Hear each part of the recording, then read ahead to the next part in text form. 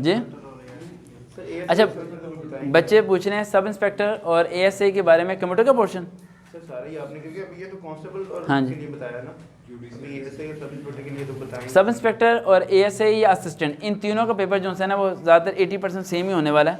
Sub inspector, ASI और assistant वाले सुन लें बात को ज़रा, फिर हम लोग बस ये लास्ट है ना पॉइंट, इसके बाद एफए क्लोज है, उसके बाद बाकी टॉपिक की तरफ हम आ जाएंगे। ठीक है, वहाँ से शुरू करेंगे और यहाँ फिर यहाँ। और गर्ल्स आप लोग टेंशन ना लें, आप लोगों को एंड पे 20 मिनट्स मिल जाएंगे एक्स्ट्रा। ठीक है, आप दूर से आए हो।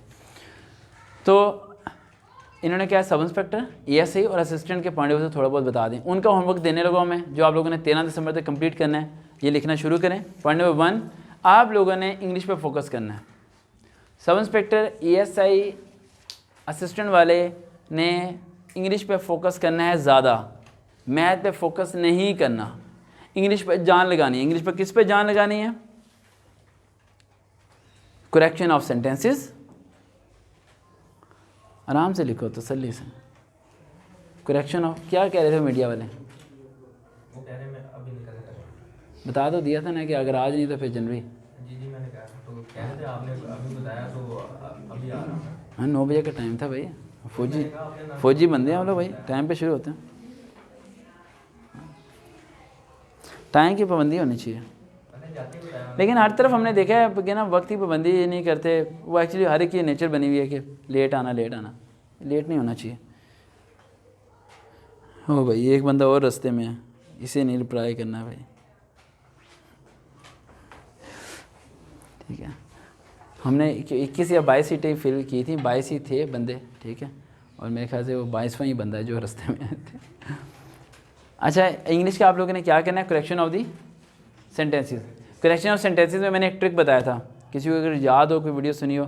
मैंने कहा था जब उसने एक सेंटेंस लिखा होगा, बुढ़िया ये समझो बात को, कोई सेंटेंस लिखा होगा इंग्लिश का, हाँ ये था, वो एक सेंटेंस लिखा होगा और उन्होंने उसे क्या किया होगा, नीचे 4 ऑप्शन में कहा होगा कि इनमें से बताएं कौन सा करेक्ट है सेंटेंस। ठीक है, अब उनमें सारे एक जैसे लग रहे होंगे, किसी पे बाय होम, किसी में वॉज, इस तरह करके यूज़ किया होगा। ठीक है, अब एक में ईडी यूज़ कर दिया, एक में वॉज, हैं तो दोनों पास्ट ना। आपने क्या करना है, आपने लास्ट के वर्ड्स देखने हैं। क्या देखने हैं? लास्ट के वर्ड्स। लास्ट में एक सेंटेंस वाइज ऐसा होगा जो डिफरेंट होगा सबसे। ये उनके लिए तुक्का है जिन्हें इंग्लिश नहीं आती, समझ आई? सिर्फ आपने उस रेस्ट वाले यानी डिफरेंट वाले सेंटेंस के लास्ट पॉइंट को आपने फाइंड आउट करना है, उस पर टिक मारना है, पास। इंग्लिश समझने की ज़रूरत ही नहीं है, टेंशन खत्म। ठीक है, हाँ ऐसे समझेगा, वहाँ टेंशन हो जाए, ये पास्ट, इंडेफिनिट, प्रेजेंट क्या है। वैसे लाइफ में ये चीज़ें मुझे कभी समझ नहीं आई, समझ पता नहीं इंग्लिश कैसे बोल लेता हूँ, आई डोंट नो राइट, लेकिन ये चीज़ें मैंने कभी याद नहीं की। लेकिन ये मुझे पता है कि ही लड़का है और शी लड़की है। हाँ इतना भी नहीं डाउन किया। ठीक है, क्या भाई इस पे अभी प्रॉब्लम हो रही है जिसकी वजह से भी इशू बन रहा है। लेकिन पेपर अब जो बच्चे सोच रहे थे कि एक ही टाइम पे होगा पेपर, उनके लिए ये है कि एक ही दिन में पेपर्स होंगे लेकिन टाइमिंग अलग-अलग होंगे। अगर एक बच्चे ने 3 जगह अप्लाई की है तो वो रोटी सालन साथ लेके जाए और ऑफिस में जाके बैठ जाए।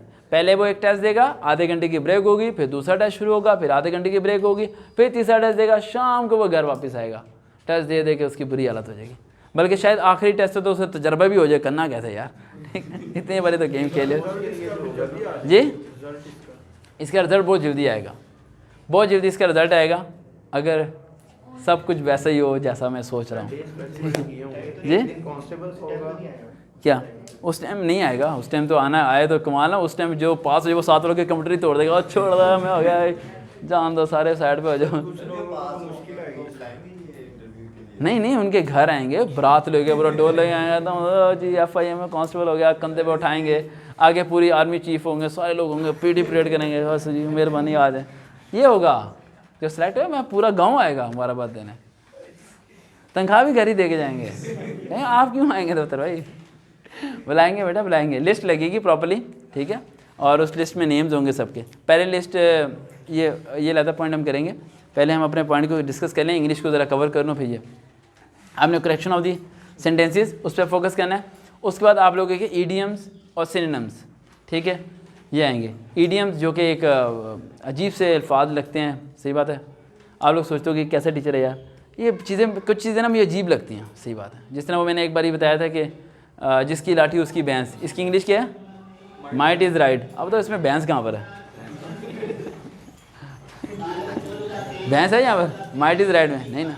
माइट इज़ राइट का मतलब है जिसकी ताकत उसकी हुकूमत, लेकिन इसकी उर्दू में किया गया जिसकी लाठी उसकी भैंस। उर्दू भी गलत है, इंग्लिश भी गलत है, लेकिन पढ़ाई जा रहे हैं, पढ़ाई जा रहे हैं, पढ़ाई जा रहे हैं।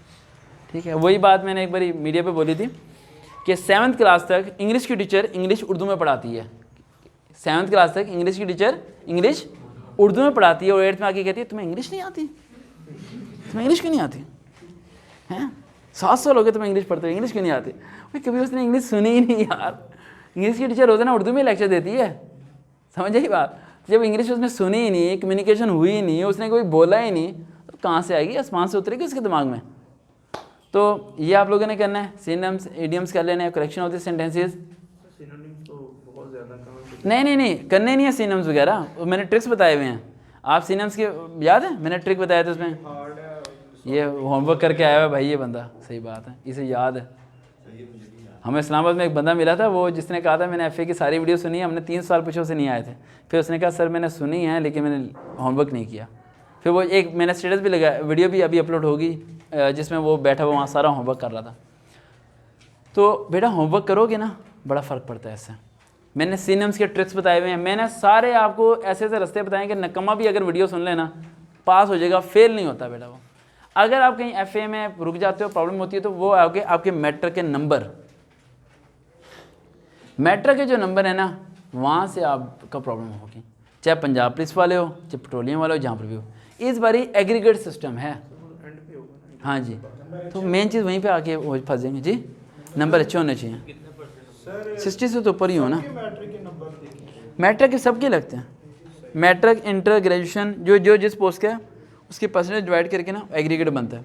अच्छा, इंग्लिश का करेक्शन ऑफ दिस हो गए, सेंटेंसेस, इडियम्स हो गए, सिनोनिम्स हो गए। उसके अलावा एक और है, नहीं पैराग्राफ कंप्रीहेंशन, यानी 3-4 लाइनों का पैराग्राफ दे देंगे, उस पैराग्राफ में से कुछ सवाल होंगे, उसका ही मैंने ट्रिक आपको बताया हुआ है। अब मैं सारी बातें एक्सप्लेन नहीं कर रहा, टाइम बहुत शॉर्ट है हमारे पास, राइट? ठीक है, वो आप लोगों ने कर लेना है, देन आपका असिस्टेंट वगैरह का इंग्लिश का टेस्ट पास हो जाएगा। देखते हैं चैनल सरवकार भाई, दोबारा मुलाकात होगी। अल्लाह हाफिज़।